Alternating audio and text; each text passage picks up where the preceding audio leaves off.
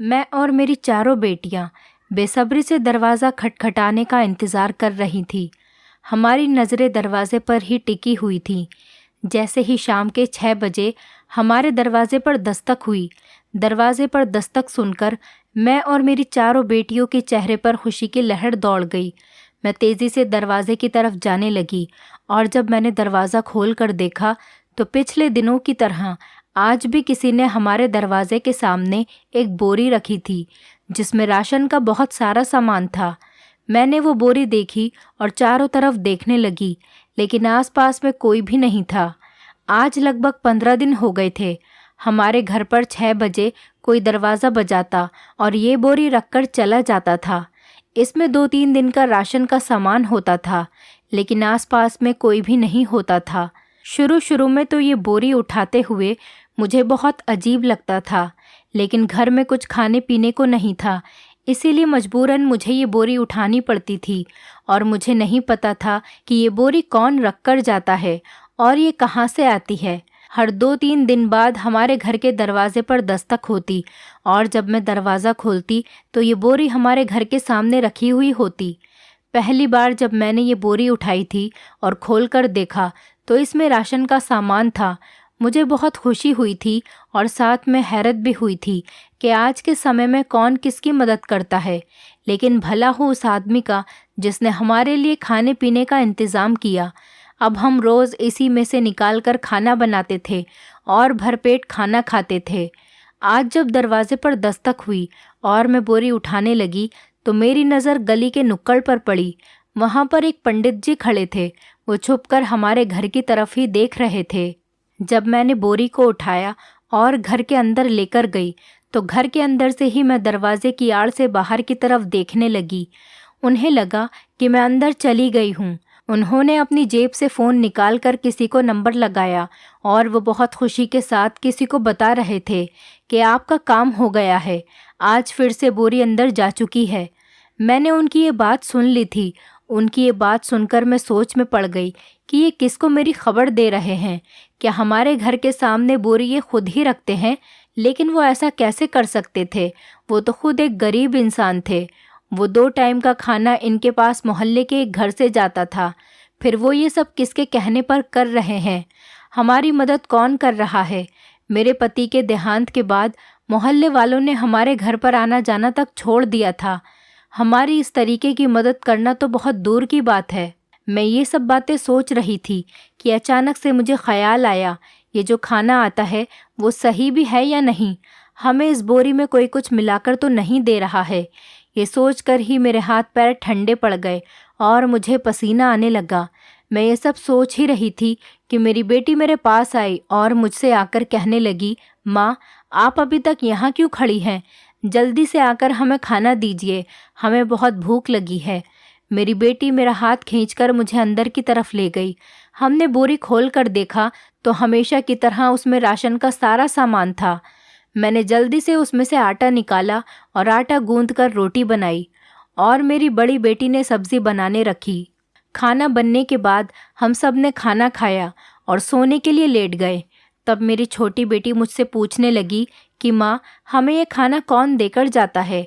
कौन है जो इस समय में हमारी मदद कर रहा है? आज के समय में तो अपने अपने को नहीं पूछते और ये इंसान हमें अपनी पहचान बताए बिना हमारी इतनी मदद करता है। कहीं कोई हमारी मजबूरी का फ़ायदा तो नहीं उठा रहा? ये सवाल तो मेरे दिमाग में भी चल रहे थे, लेकिन मेरे पास इन सवालों का कोई जवाब नहीं था। मैं चाहकर भी वो राशन लेने से इनकार नहीं कर सकती थी, क्योंकि हमारे पास इसके अलावा और कोई दूसरा चारा भी तो नहीं था। मेरी बड़ी बेटी छोटी बेटी से कहने लगी, जैसे इस दुनिया में बुरे लोग होते हैं वैसे ही अच्छे लोग भी होते हैं।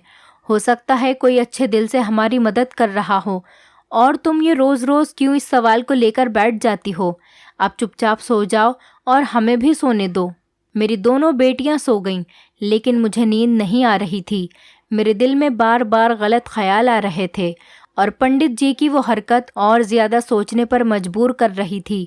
यही बातें सोचते सोचते पता नहीं कब मेरी आंख लग गई। हमारा राशन 2 दिन तक चला और फिर ख़त्म हो गया। 2 दिन बाद फिर हम लोग राशन के आने का इंतज़ार करने लगे। हम इंतज़ार कर ही रहे थे कि 6 बजते ही किसी ने हमारे घर का दरवाज़ा खटखटाया और मैं दरवाजे की तरफ भागी। हर बार की तरह इस बार भी दरवाजे के बाहर राशन की बोरी रखी हुई थी।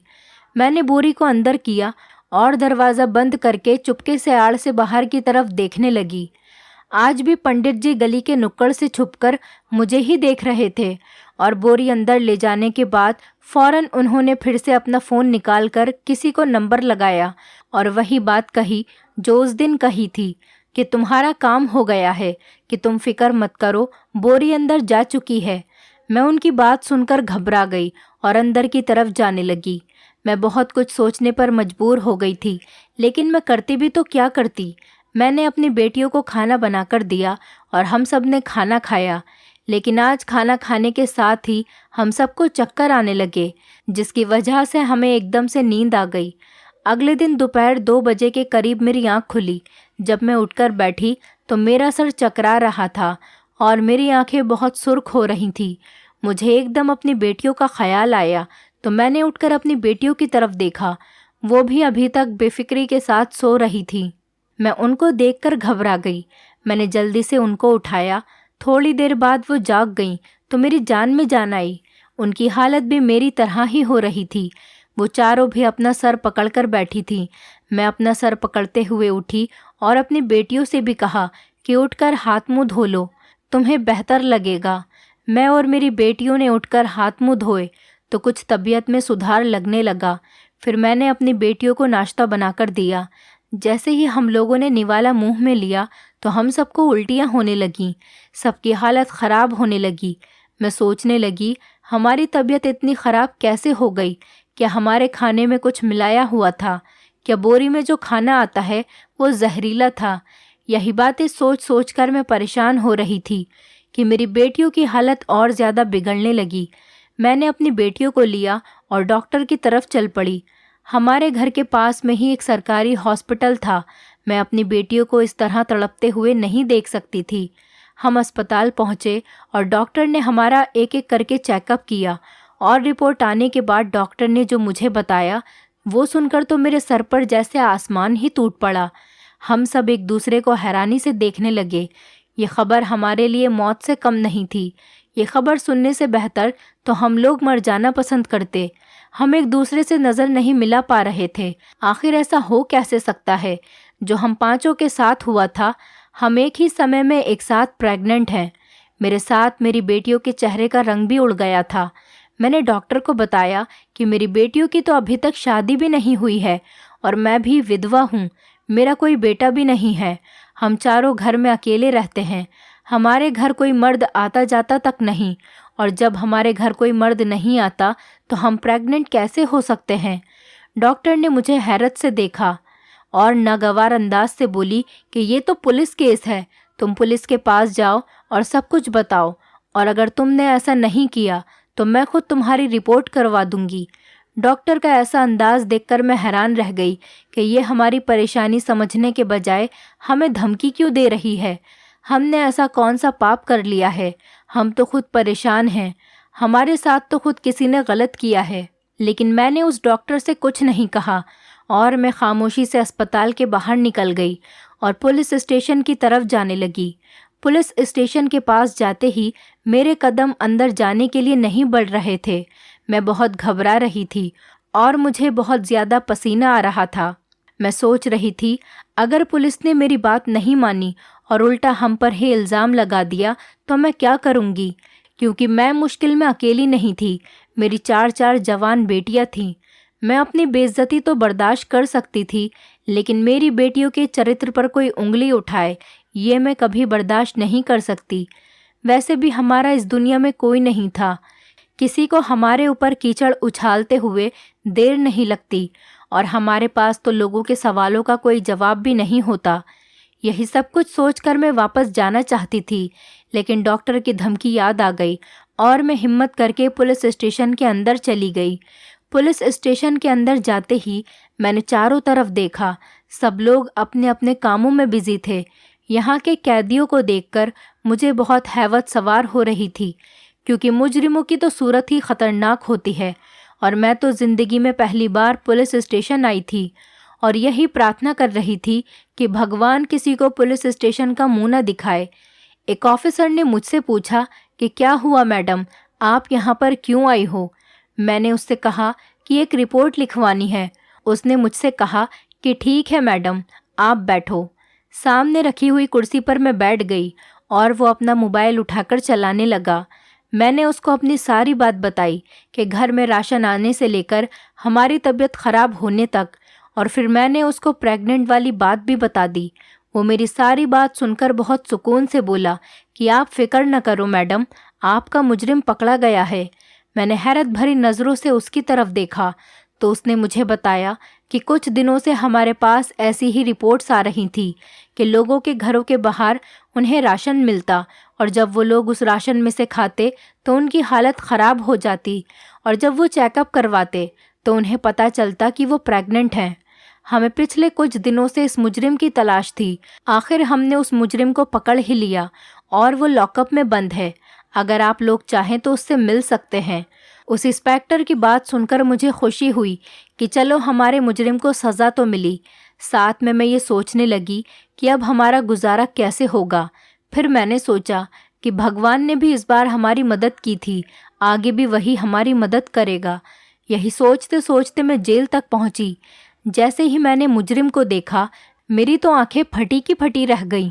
ऐसा लग रहा था जैसे मेरी सांसें रुक सी गई हैं। अब मुझे दोबारा सांस नहीं आएगी। मेरे ऊपर तो जैसे पहाड़ सा टूट गया था। मेरी बेटियों की हालत भी मुझ जैसी ही हो रही थी। बेटियों ने और मैंने हैरानी से एक दूसरे को देखा और फिर उसी आदमी को देखने लगे, क्योंकि हमें अपनी आंखों देखों पर यकीन नहीं हो रहा था, क्योंकि वो आदमी कोई और नहीं बल्कि मेरा नाम प्रिया शर्मा है। मैंने बीए कंप्लीट किया है। मैं खाते पीते घर से थी, किसी चीज़ की कोई कमी नहीं थी। बचपन में ही मेरी माँ का देहांत हो गया था। मेरी परवरिश मेरे पिताजी ने अकेले ही की थी। जब मैं 20 साल की हुई तो मेरे पिताजी ने मेरी शादी अपने दोस्त के बेटे से कर दी, जिसका नाम रवि था। मेरी शादी के कुछ साल बाद ही मेरे पिताजी का भी देहांत हो गया। मेरे पति रवि बहुत अच्छे थे, मुझसे बहुत मोहब्बत करते थे और मेरी हर ख्वाहिश का ख्याल रखते थे। हमारे घर में किसी तरीके की कोई कमी नहीं थी। हमारी शादी से पहले ही मेरे ससुर का देहांत हो चुका था। हमारे घर में सिर्फ मैं, मेरी सास और मेरे पति रहते थे। शादी के 1.5 साल बाद ही मेरे घर में संतान हो गई थी।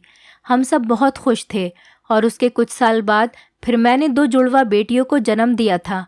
मेरी ज़िंदगी बहुत सुकून से गुजर रही थी। हमारे पास किसी चीज़ की कोई कमी नहीं थी।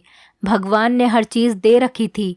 लेकिन पता नहीं हमारी खुशियों को किसकी नज़र लग गई। एक दिन मुझे खबर मिली कि मेरे पति जिस हवाई जहाज़ से सफ़र कर रहे थे वो क्रैश हो गया है और उस प्लेन में कोई भी नहीं बचा। सब अपनी जान से जा चुके हैं। ये सुनकर जैसे मेरे जिस्म से जान ही निकल रही थी। मेरी बेटियों की हालत भी ख़राब हो गई थी, लेकिन उन्होंने खुद को और मुझे संभाला। मुझ पर तो मुसीबतों का पहाड़ टूट गया था। मैंने अपने पति को आखिरी बार जी भरकर देखा। मैंने अपने पति को आखिरी बार भी जी भरकर देखा भी नहीं था। मेरे पति के देहांत के बाद हमारी ज़िंदगी बहुत दुश्वार हो गई थी। हमारा एक ही सहारा था जो अब इस दुनिया में नहीं रहा था। हमारी ज़िंदगी इस कदर मुश्किल हो जाएगी मैंने तो कभी सोचा भी नहीं था।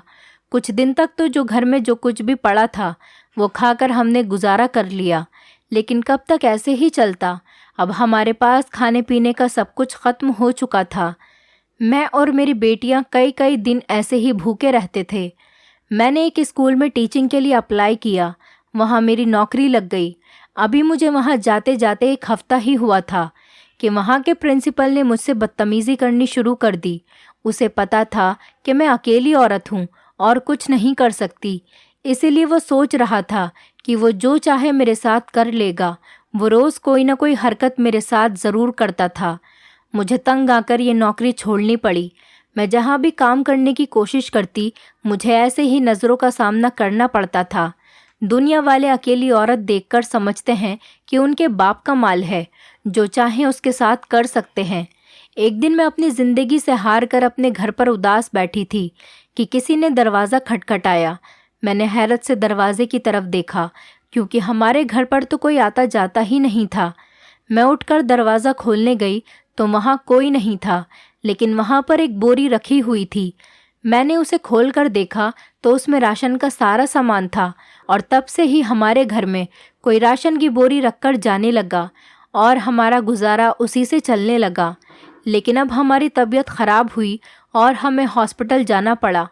वहाँ से हमें प्रेग्नेंट होने की खबर मिली तो हम यहाँ पुलिस स्टेशन आए, लेकिन हमने अपने मुजरिम को देखा, जिसे देखकर मेरे पैरों तले से ज़मीन निकल गई, क्योंकि वो आदमी कोई और नहीं बल्कि मेरा पति ही था। लेकिन ऐसा कैसे हो सकता था? जिसको हम आज तक मरा हुआ समझ रहे थे, उसे आज हम अपनी आंखों के सामने जिंदा देख रहे थे। वो भी मुझे और अपनी बेटियों को देखकर शर्मिंदा होने लगे। लेकिन उनकी आंखों में ये शर्मिंदगी कैसी थी? क्या उन्होंने कोई जुर्म किया था या उन्होंने हमारे साथ कुछ गलत किया था जिसकी वजह से वो हमसे नज़रें नहीं मिला पा रहे थे? मेरी बेटियां अपने पिता को देखकर रोने लगीं।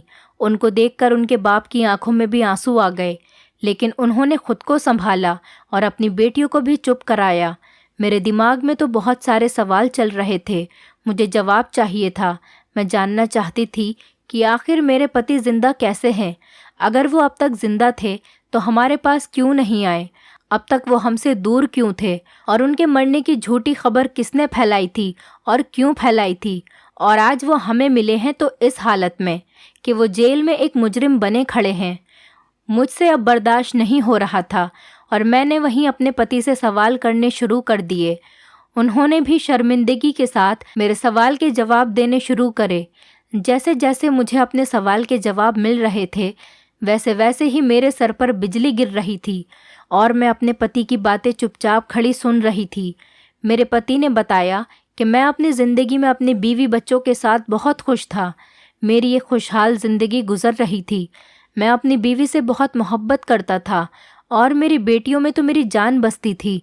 हमारे पास किसी चीज़ की कोई कमी नहीं थी। हमारा एक हंसता खेलता परिवार था। क्योंकि मेरी बेटियां अब जवान हो गई थीं तो मैं अब उनकी शादी करने की सोच रहा था। मैंने अपने दोस्तों से भी कह रखा था कि अगर कोई अच्छा सा रिश्ता हो तो मेरी बेटियों के लिए बताना। लेकिन दुनिया में कुछ लोग होते हैं ना, जिनसे दूसरों की खुशी हजम नहीं होती। वो यही चाहते हैं कि किसी तरह इनकी खुशी को बर्बाद कर दें। बस ऐसा ही कुछ मेरे साथ हुआ। मेरा जो बचपन का दोस्त था विकी, उस पर मैंने आंखें बंद करके भरोसा किया और उसने ही मुझे धोखा दिया। एक दिन जब हम सब दोस्त मिलकर खाना खाने गए, उसने मुझे एक लिफाफा दिया और मुझसे कहने लगा कि मैं इस लिफाफे को उसके एक दोस्त के पास पहुंचा दूं। मैंने उससे पूछा कि क्या हुआ, तुम क्यों नहीं जा रहे? उसने कहा कि मुझे कुछ और ज़रूरी काम है, इसीलिए मैं नहीं जा सकता। मैंने कहा ठीक है, चलो कोई बात नहीं, मैं तुम्हारा काम कर दूंगा। मैं वो लिफाफा लेकर उसके बताए हुए एड्रेस पर चला गया और मैंने वो लिफाफा एक आदमी को दे दिया। उस आदमी ने बदले में मुझे एक बैग दिया और कहने लगा कि ये अपने दोस्त विकी को दे देना। मैंने उससे पूछा कि इसमें क्या है, तो उसने मुझसे कहा कि ये तुम अपने दोस्त से ही पूछना। रात ज़्यादा हो गई थी, इस वजह से मैं भी बैग लेकर घर पर आ गया और अगले दिन मैंने वो बैग विक्की को दे दिया। मैंने अपने दोस्त से कुछ भी नहीं पूछा क्योंकि विक्की बचपन से मेरे साथ था और मैं उस पर बहुत ज़्यादा भरोसा करता था। लेकिन विक्की ने फिर मुझे एक लिफाफा दिया और उसी आदमी तक पहुंचाने के लिए कहा। मैंने बिना कोई सवाल किए वो लिफाफा उस आदमी तक पहुंचा दिया। इस बार भी उसने मुझे एक बैग दिया जो मैंने विक्की को दे दिया। अब विक्की मेरे साथ अक्सर यही करता, मुझसे एक लिफाफा भिजवाता और वो आदमी बदले में मुझे एक बैग दे दिया करता। एक दिन मुझे विक्की पर शक हुआ। मैंने सोचा कि मैं देखता हूँ कि आखिर इस लिफाफे में क्या है। मैंने वो लिफाफा खोल कर देखा तो उसमें ड्रग्स थे। मैं देखकर समझ गया कि विक्की मेरे हाथों से उस आदमी को ड्रग्स पहुँचवाता है और उसके बदले वो आदमी बैग में उसे पैसे भरकर देता है। मैंने विक्की से कहा कि तुम ये काम कब से कर रहे हो? तुम तो पहले ऐसे नहीं थे। तुम ये काम छोड़ दो, वरना मैं पुलिस को तुम्हारे बारे में सब कुछ बता दूंगा। तब विक्की ने मुझसे कहा कि अगर तुमने पुलिस को मेरे बारे में कुछ भी बताया तो मैं नहीं, उल्टा तुम फंसोगे, क्योंकि आज तक तुम ही ये लिफाफा उस आदमी को देते हो और उससे बैग लेते हो और मेरे पास तुम्हारे खिलाफ सबूत भी है। विक्की की ये बात सुनकर मेरे तो मानो होश ही उड़ गए। मैं सोच भी नहीं सकता था कि मेरा बचपन का दोस्त जिस पर मैं अंधा भरोसा करता, वो कुछ पैसों के लालच में मेरे साथ ये सब कुछ कर सकता है। मैंने विक्की से अब ये काम करने को मना कर दिया तो वो मुझे धमकाने लगा और कहने लगा कि अगर मैंने उसका काम नहीं किया तो वो जो मेरे खिलाफ सबूत हैं पुलिस में दे देगा। अब मुझे समझ नहीं आ रहा था कि मैं क्या करूं, कैसे मैं इन सब से अपनी जान छुड़वाऊं, क्योंकि मैं जानते पूछते ये गलत काम नहीं कर सकता था। मुझे इस सब से निकलने के लिए कुछ समय चाहिए था, इसलिए मैंने उस वक्त उससे कहा कि ठीक है, मैं तुम्हारा काम कर दूंगा। एक दिन जब मैं अपनी पत्नी और बेटियों के साथ मार्केट जा रहा था तो विक्की ने मुझे देख लिया। उसी रात विक्की ने मुझे अपने पास बुलाया और मुझसे कहने लगा, अगर तुम अपनी बड़ी बेटी की शादी मुझसे कर देते हो तो मैं तुम्हारे खिलाफ सारे सबूत तुम्हें दे दूंगा और फिर तुम्हें उसके बाद ये काम भी नहीं करना पड़ेगा। ये सुनकर मेरा दिल किया कि मैं विक्की को जान से मार दूं। आखिर वो मेरी बेटी के बारे में ऐसी बात कैसे कर सकता था। मुझे अपनी कोई परवाह नहीं थी, वो मुझसे कुछ भी काम करवाता, लेकिन अब उसकी नज़र मेरी बेटियों पर थी। मैं अपनी बेटियों पर कोई आँच आने नहीं दे सकता था। इसीलिए मैंने एक प्लान बनाया और हमारे मोहल्ले में जो मंदिर है मैं वहाँ पर गया। मुझे किसी की मदद की ज़रूरत थी। मैंने वहाँ के पंडित जी से बात की। पंडित जी मुझे बहुत पहले से जानते थे। हमारे घर पर पूजा पाठ वही करते और उन पर किसी को शक भी नहीं होता। मैंने उन्हें सब कुछ बता दिया। वो मेरी मदद करने के लिए तैयार हो गए। मैंने ही उनसे कहा था कि मेरे घर में मेरे दोस्तों और रिश्तेदारों को मेरी मौत की एक झूठी खबर दे दें। उसके बाद मैंने घर वापस आकर तुम लोगों को बताया कि मैं कुछ दिन के लिए काम से बाहर जा रहा हूँ, लेकिन मैं अपने अंकल के पास चला गया था। मेरे कहने पर ही पंडित जी ने तुम लोगों को मेरी मौत की झूठी खबर सुनाई थी। मुझे पता था कि मेरी मौत की खबर सुनकर तुम लोगों की हालत बहुत ख़राब हो जाएगी, लेकिन मेरे पास कोई और चारा नहीं था। मैं तुम लोगों को इन सब से दूर रखना चाहता था। कुछ सालों बाद मैंने फैसला किया कि मैं अब अपनी बीवी बच्चों के पास वापस चला जाता हूँ। उन लोगों ने मुझे ढूंढना भी छोड़ दिया होगा, लेकिन जब मैं यहाँ शहर में वापस आया तो मुझे पता चला कि आज भी वो लोग मेरे पीछे पड़े हैं और मेरी तलाश में हैं। ये खबर सुनकर मैं इसी शहर में छुपकर रहने लगा। अगर मैं तुम लोगों से मिलता तो मेरे साथ तुम लोगों को भी खतरा था, लेकिन तुम लोगों की ऐसी हालत मुझसे देखी नहीं जाती थी। इसीलिए मैंने पंडित जी से कहकर तुम्हारे घर में राशन की बोरी भेजनी शुरू कर दी, जिससे तुम लोगों को 2 टाइम का खाना आराम से मिल रहा था। ये देखकर मुझे भी थोड़ा सा सुकून मिल जाता था, लेकिन पता नहीं कैसे कल जब मैं बोरी उठाकर पंडित जी को देने जा रहा था, मेरे सामने पुलिस आई और उसने मुझे गिरफ्तार कर लिया और आज मैं तुम लोगों के सामने मुजरिम बना खड़ा हूँ। अपने पति की सारी बातें सुनकर मेरा दिल रोने लगा। मेरे पति ने अपने परिवार की खातिर अपने आप को मरा हुआ साबित कर दिया। वो इस कदर हमसे मोहब्बत करते थे। मैं अपने पति को मोहब्बत से देख रही थी। इतने में एक हवलदार आया और हमसे कहने लगा कि मुलाकात का समय ख़त्म हुआ, अब आप लोग यहाँ से जाओ। मेरे पति ने मुझे दिलासा देते हुए कहा कि तुम परेशान मत हो, तुम कल पंडित जी के पास जाओ और अंकल का नंबर ले लो और उनसे बात करके उन्हें सब कुछ बताना, वो हमारी मदद ज़रूर करेंगे। मैंने अपने पति से कहा कि ठीक है। उसके बाद मैं पंडित जी के घर पहुंची और मैंने उनसे अंकल का नंबर लिया और अंकल को सब कुछ बताया। उन्होंने मुझसे कहा कि बेटी तुम फिक्र मत करो, मैं जल्द ही तुम्हारे पास आता हूँ। मैं अपने घर वापस आ गई और रात तक अंकल भी हमारे घर पर आ गए थे। उन्होंने हमसे कहा कि हमारा यहाँ रहना खतरे से खाली नहीं है, इसलिए हम उनके साथ उनके घर पर चले। मैं और मेरी बेटियाँ उनके साथ उनके घर पर चले गए। उन्होंने अपने घर पर एक लेडी डॉक्टर को बुलाया और हमारा चेकअप करवाया, जिससे हमें पता चला कि हम 5 में से कोई भी प्रेग्नेंट नहीं है। हमारे खाने में कोई केमिकल मिलाया हुआ था, जिसकी वजह से हमारी इतनी हालत ख़राब हो गई। ये सुनते ही हम माँ बेटियों की जान में जान आई। लेकिन अब मैं ये सोच रही थी कि उस सरकारी हॉस्पिटल के डॉक्टर ने हमसे झूठ क्यों कहा। इन सब में उसका क्या फ़ायदा हो सकता था। अंकल ने मेरे पति को बेगुनाह साबित करने के लिए शहर का सबसे महंगा और अच्छा वकील किया। अंकल की पुलिस में भी अच्छी खासी जान पहचान थी। इसी वजह से पुलिस ने जल्द ही इन सब की तफ्तीश शुरू कर दी। आखिरकार अंकल की मेहनत और मेरी बेटियों की दुआ रंग लाई और विक्की जो कि ड्रग सप्लाई करता था और उन लोगों की गैंग जो ड्रग्स को देश से बाहर भेजती थी। पुलिस ने उनको पकड़ लिया और उनको अदालत में पेश किया गया। केस की छानबीन में पता चला कि विक्की ने मेरे पति को वो राशन की बोरी मेरे घर पर भेजते हुए देख लिया था, लेकिन पुलिस उसके पीछे थी, इस वजह से वो उन्हें पकड़ नहीं सका। उसने मेरे पति को फंसाने का प्लान बना लिया था। अगले ही दिन उसने ऐसे ही राशन की बोरी तैयार की और पूरे मोहल्ले के सारे घरों में पहुंचा दी। उसने उन बोरियों में केमिकल मिलाया हुआ था। मोहल्ले के सभी लोगों ने उन बोरियों में से राशन निकाल कर खाया और सभी लोग बीमार हो गए। हमारे मोहल्ले में सब लोग ज़्यादातर गरीब ही थे, इसीलिए पास के सरकारी हॉस्पिटल में ही जाया करते थे। इस गैंग ने उस डॉक्टर को पैसे दिए थे और कहा था कि जो भी तुम्हारे पास चेकअप के लिए आए उसे बता देना कि वो प्रेग्नेंट है। उस डॉक्टर ने भी लालच में आकर सबको यही खबर सुना दी कि वो प्रेग्नेंट है। मोहल्ले के सभी लोगों ने पुलिस में इस बात की रिपोर्ट लिखवाई। पुलिस ने छानबीन की तो पता चला कि वो बोरियां मेरे पति ने रखवाई हैं, इसीलिए पुलिस ने मेरे पति को गिरफ्तार कर लिया था। विक्की ने भी अपने सारे गुनाह कबूल कर लिए थे। सारे सबूतों को देखते हुए जज साहब ने मेरे पति को बेगुनाह साबित करके आज़ाद कर दिया। इन सब में हमारा अंकल ने बहुत साथ दिया था। भगवान ने उन्हें हमारे लिए फरिश्ता बनाकर भेजा था। अगर आज वो हमारा साथ नहीं देते तो शायद मेरे पति बेगुनाह साबित नहीं होते। इस सब के बाद हम सब लोग ये शहर छोड़कर दूसरे शहर में शिफ्ट हो गए। मेरे पति ने एक एक करके मेरी बेटियों की शादी कर दी। वो भी अब अपने ससुराल में अपने पति के साथ बहुत खुश हैं। दोस्तों, उम्मीद करती हूँ आपको हमारी कहानी पसंद आई होगी। कहानी पसंद आई है तो वीडियो को लाइक करें, चैनल पर नए हैं तो चैनल को सब्सक्राइब करें और हाँ, नोटिफिकेशन बेल को ज़रूर दबाएं ताकि अगली अपडेट सबसे पहले आपको मिले।